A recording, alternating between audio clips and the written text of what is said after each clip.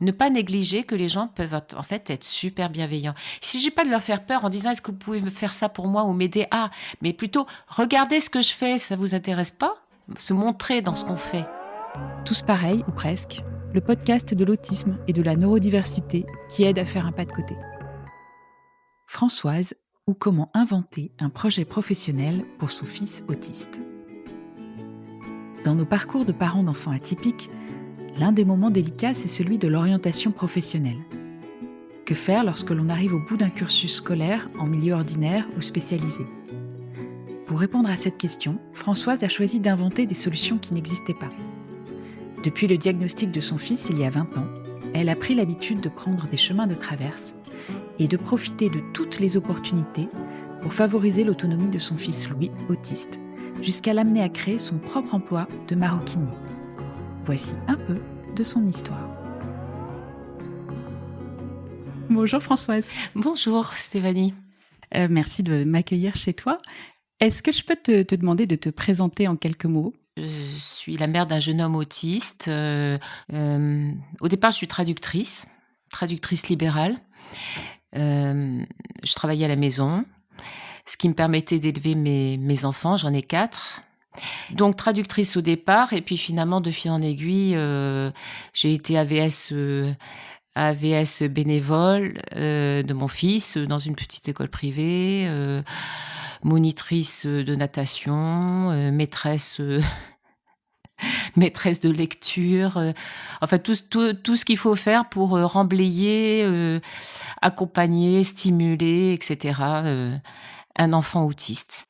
C'était quel petit garçon quand il avait justement 5, 6, 7 ans Même avant 7 ans, j'ai envie de parler d'avant 7 ans. C'était le moment du diagnostic. C'était un petit garçon qui, dès que la porte était ouverte, s'échappait dans le jardin pour aller systématiquement vers les buissons de fruits rouges en contrebas du jardin. Sinon, c'était un petit garçon qui ne parlait pas, avec beaucoup de hurlements. Pour rentrer dans le bain, des hurlements pour en sortir, des hurlements pour rentrer dans la voiture, des hurlements pour en sortir.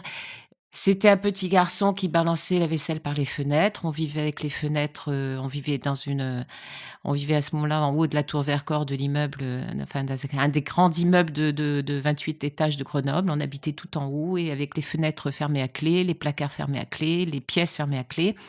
Parce que sinon, ma vie était une longue tachycardie. Et voilà, donc les frères et sœurs vivaient avec une clé autour du cou. Et c'est là qu'on en était. 6 ans, 8 ans, vraiment travail de fond, stimulation de fond, etc. Et son esprit s'est structuré. Voilà. Et c'est là qu'on a pu, à 8 ans, il a pu reprendre un peu d'école à temps très partiel. Donc, à l'époque, il n'y avait pas d'AVS.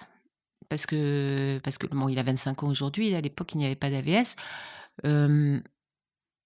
Donc l'école qui nous a accueillis, c'était une petite école privée, vraiment très sympathique. Et donc j'étais dans la classe avec Louis, et il a été dans cette école pendant tout le primaire. Après, donc on était toujours très motivés, toujours à fleur au fusil. Et donc puisqu'il était en primaire, il n'y avait pas de raison qu'il n'aille pas au collège.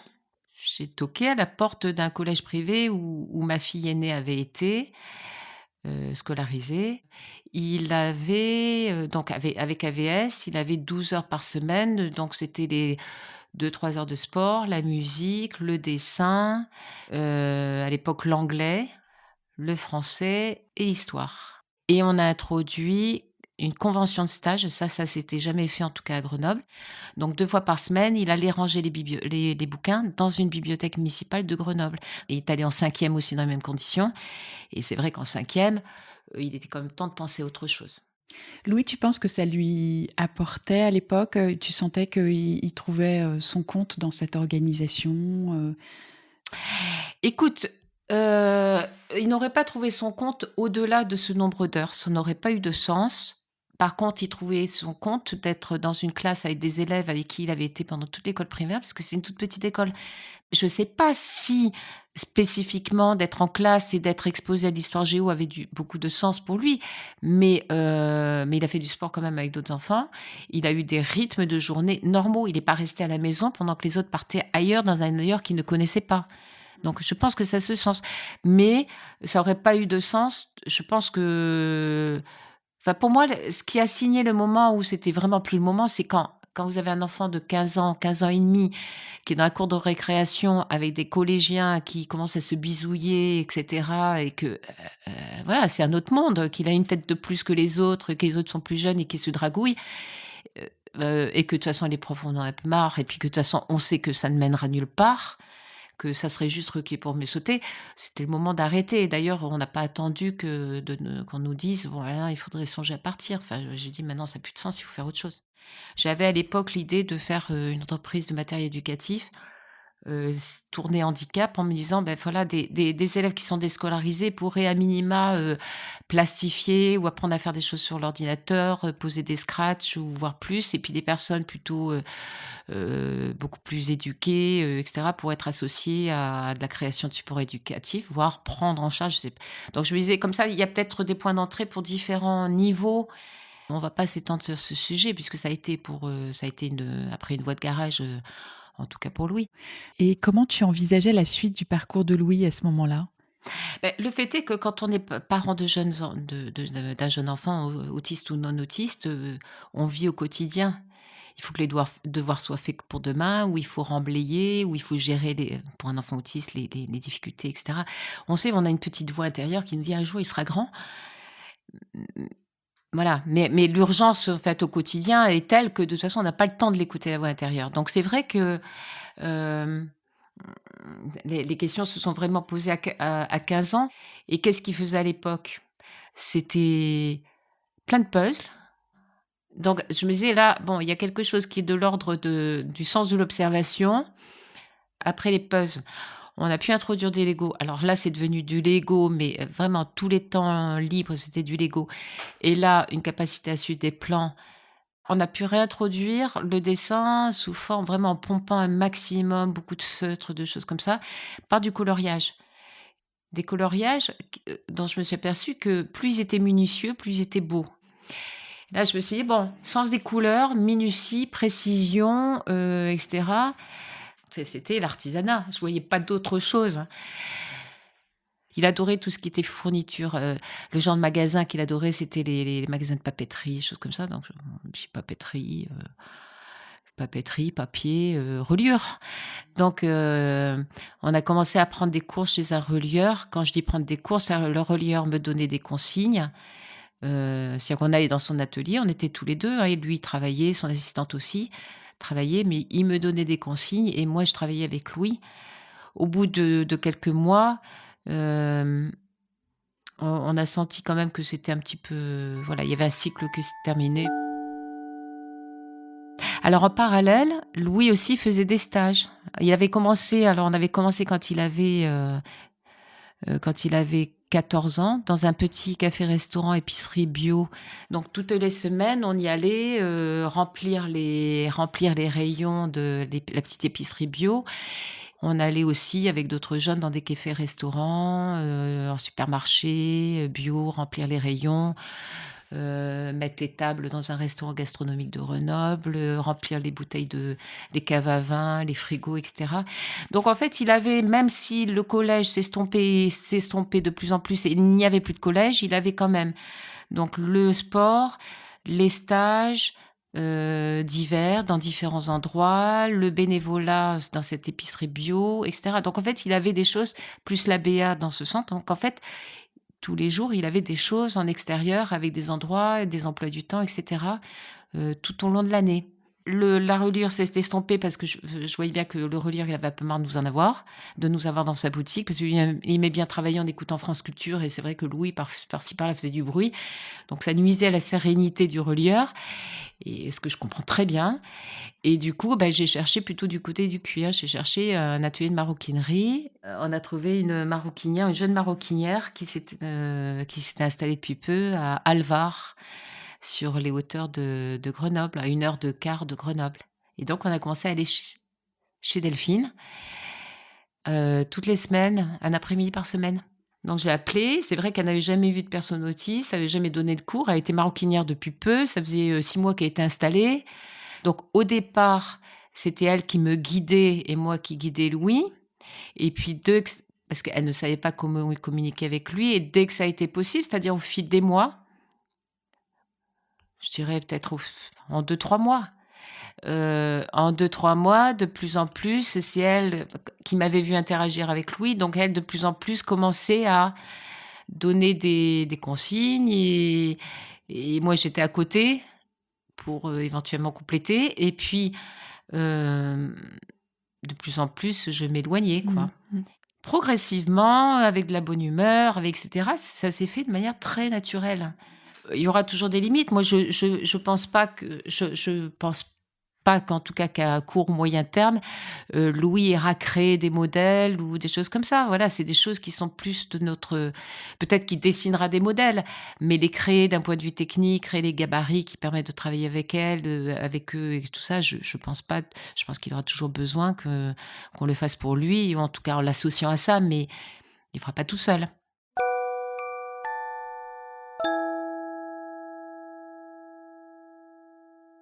Le 2 avril, il sera artisan. Il aura le titre d'artisan après 3 ans de pratique.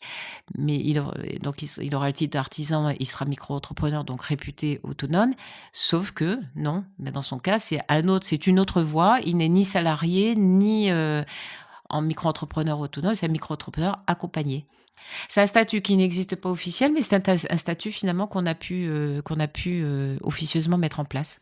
Concrètement, comment vous avez fait sur le plan administratif pour aboutir à ce statut de micro-entrepreneur ? On a discuté de l'hypothèse de mobiliser l'aide AGFIP à la création d'entreprises.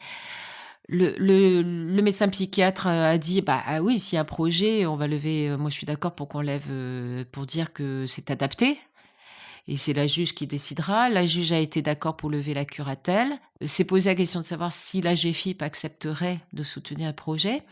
J'ai écrit le dossier en disant que je l'écrivais à la place de mon fils qui n'était pas en mesure, de gérer son entreprise et qui serait très accompagné. Et l'AGFIP a marché. Donc, ce que j'ai trouvé quand même remarquable.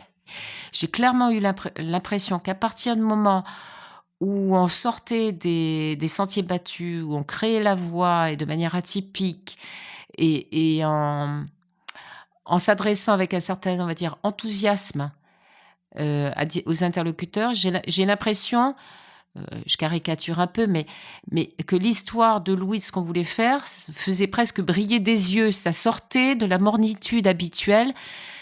Donc du coup, ça fait 5 ans finalement qu'il est en route professionnellement entre l'émergence et la mise en route de son activité.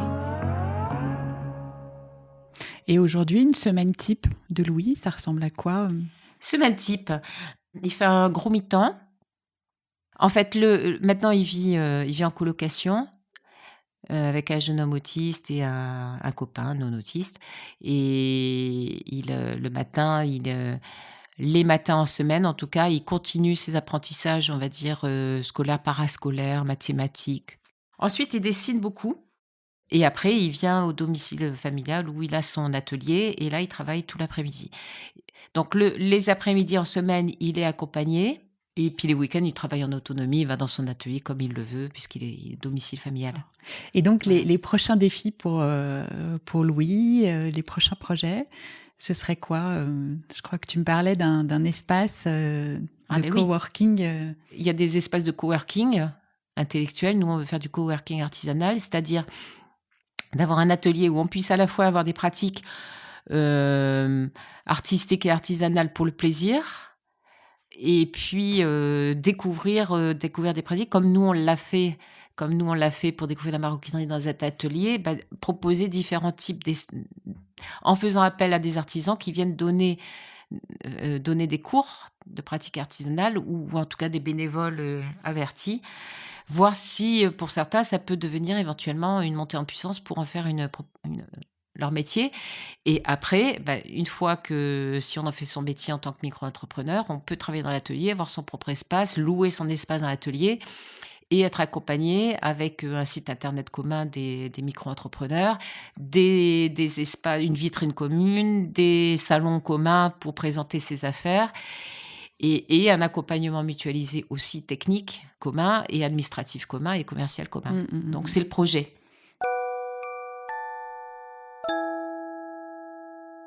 on est en train de travailler sur un projet d'habitat partagé. Donc l'idée aussi, c'est que des éventuels coworkers, co-artisans puissent éventuellement aussi habiter ensemble, que ça soit tout en un accompagnement sur toute la ligne, à la fois dans les loisirs, le travail et le logement.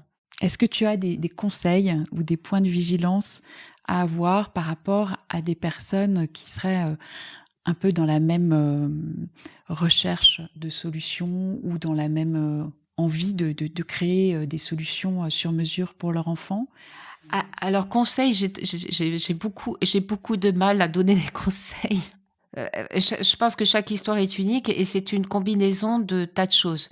Honnêtement, je crois que même si j'ai passé beaucoup d'années à élever mes 4 enfants solo et que c'était dur, que j'en ai bavé, j'ai eu de la chance. Comme j'étais traductrice, je pouvais lire l'anglais et voir ce qui se faisait à l'étranger. J'ai eu la chance aussi d'avoir une maison familiale que j'ai pu vendre. Donc tout ça qui faisait que je pouvais, en tant que traductrice, travailler au thé le soir, mais que j'avais de quoi assurer la vie avec 4 enfants et me consacrer vraiment à Louis. Et donc c'est vrai que quand on part de cette situation-là, c'est difficile de donner des conseils. C'est pour ça que ce mot-là me fait très peur, parce que vraiment, j'ai vraiment conscience qu'on n'est pas tous, voilà, on n'a pas tous les mêmes cartes en main. Et puis, je pense que j'ai de la chance, c'est que mon fils, même s'il y a grosses difficultés, même s'il balançait la vaisselle par les fenêtres et que c'était hurlé tout le temps qu'il arrachait les papiers peints, il s'est avéré que finalement, il y avait beaucoup de mémoire, beaucoup de sens d'observation et que finalement, en y mettant les moyens, il était fertile. Moi, je pense que la scolarité, je suis vraiment à fond. Mais, enfin, l'inclusion, je suis vraiment à fond.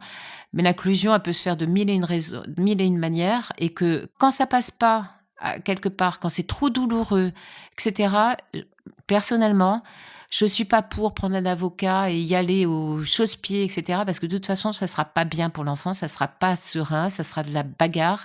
Et quand on est dans la bagarre, on s'épuise, on a du ressentiment et on peut pas être enthousiaste si on est moralement épuisé et si on côtoie du rejet, etc., parce que c'est pas beau, c'est moche, ça blesse. Donc, je pense que si ça passe pas comme ça, c'est beaucoup moins fatigant de se dire je construis autre chose et autrement. On veut pas de vous à l'école. Je connais par exemple le cas d'une jeune fille qui elle ne pouvait pas être à l'école, ou ça aurait été trop compliqué. Son école c'était l'école du cirque. Et pendant des années, elle était à l'école du cirque, elle faisait des spectacles à l'école du cirque et toute l'équipe a grandi avec elle. Et même adolescente, à l'école du cirque, les ados savaient comment la mettre en valeur dans les spectacles, etc. Je trouve ça très beau. C'était son école. Donc, je pense que quand ça passe pas quelque part, il faut se dire que ça passe toujours autrement et ailleurs. En tant que parent, il vaut mieux se ménager, ne pas être dans le combat, mais mettre son énergie à mettre plus dans la construction. Une construction qui ressemble à l'enfant, qui ressemble à ce qu'on se sent capable de faire et ce qu'on aime aussi soi-même. Quand on est formaté pendant des années à se casser le nez sur les portes ou sur les murs partout, ne jamais se dire que si on prend des chemins de traverse, des pas d'à côté, jamais se dire qu'on va pas trouver des gens bienveillants, même curieux, même qui se prennent au jeu. Dès qu'on est à côté, ne pas négliger que les gens peuvent en fait être super bienveillants. Il s'agit pas de leur faire peur en disant est-ce que vous pouvez me faire ça pour moi ou m'aider à, mais plutôt regardez ce que je fais, ça vous intéresse pas? Se montrer dans ce qu'on fait. Et du coup, ça suscite l'intérêt, voire la sympathie et peut-être le pourquoi pas. Par exemple, avant qu'il fasse son stage en bibliothèque, par exemple, avec d'abord un peu moi, puis la VS, etc., à 14 ans, etc. On avait commencé à se montrer à la bibliothèque. C'est-à-dire que moi, j'allais toutes les semaines à la bibliothèque chercher des bouquins. Mais mine de rien, j'allais voir les bibliothécaires, leur dire « Vous pouvez pas nous donner une petite pile de livres là que vous avez scannés à ranger ?» Donc, on rangeait les livres, on montrait qu'on rangeait les livres pendant 1 an, 2 ans. Donc, quand on est venu demander « Vous pourriez pas signer une petite convention de stage avec la mairie ?» On n'a jamais fait, mais on va le faire. Le conseil, si vous voulez faire, moi je dirais, c'est surtout ne pas arriver en terrain conquis. Bon, mais ça semble évident. Ne pas arriver en ayant des attentes en disant, écoutez, je porte le handicap, vous pouvez bien porter votre part aussi, parce qu'on fait peur aux gens, puis on culpabilise les gens, donc ça part mal. Il faut plutôt arriver en disant, ça on le fait déjà, mais on a besoin de vous pour lui donner du sens et l'étendre. On a juste besoin que vous nous donniez une petite place, que vous acceptez. Bon, peut-être qu'un petit peu, on va tenir un peu de place par-ci, par-là, mais vous n'avez pas de responsabilité là-dedans. Peut-être que les responsabilités, vous en aurez si vous voulez, si vous voyez que la mayonnaise prend, si vous avez envie de prendre votre part, vous prendrez votre part et on vous montrera comment. Mais ne pas impressionner en donnant des responsabilités ou en culpabilisant, en disant qu'on pourrait bien faire des efforts et que le monde est pourri et que tout le monde s'en fout, etc. Je pense que là, si on part comme ça, on est très mal parti. Voilà, si un jour j'ambitionne qu'il fasse un petit stage de mise en rayon dans une supérette, l'épicier, etc., je vais chez l'épicier du coin. Voilà, je vais faire mes courses là. Puis je vais dire, tiens, vous avez des cartons près de la caisse, on peut les porter sur la benne, machin, les cartons. Qui voient, ah ouais, il peut porter mes cartons. C'est montrer les petites choses qu'on pourra faire. Et à ce moment-là, on va attirer la sympathie des clients aussi, qui vont dire, oh tiens, il y a un nouveau... Et du coup, il y a celui qui accueille dans le stage, il va se dire, ah mais ça choque pas les clients. Et il y a une petite famille, une petite communauté qui va se construire doucement et ça va se faire de façon tout à fait fluide. Moi, c'est ça que je donnerais comme conseil, en fait. Une toute dernière question. Non, il y en a 2 petites.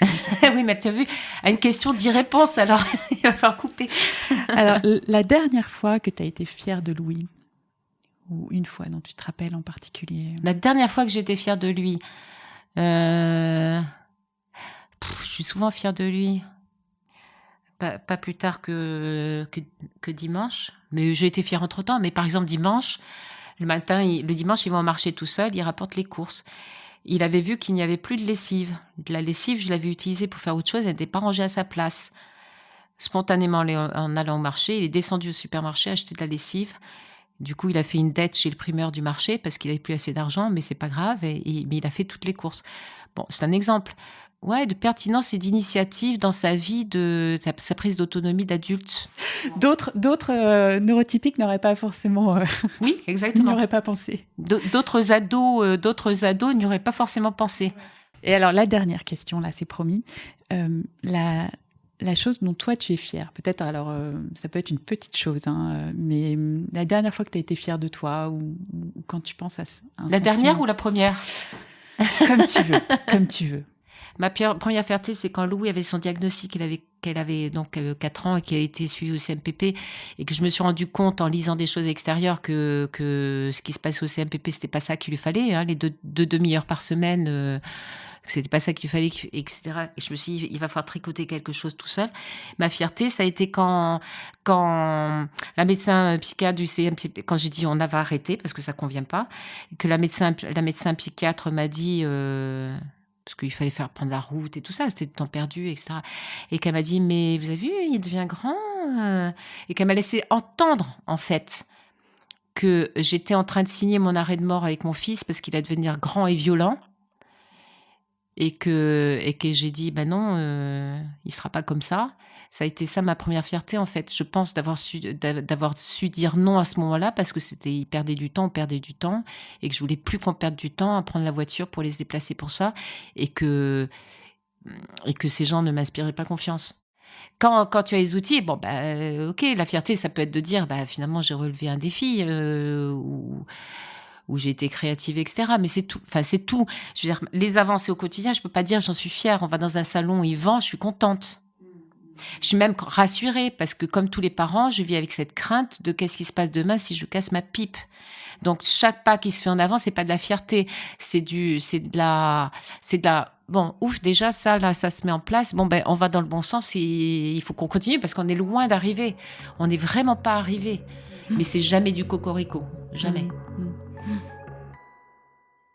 Vous l'aurez compris, Françoise n'est pas très portée sur l'autocongratulation et n'aime pas qu'on la présente comme une personne inspirante, encore moins comme une mère courage.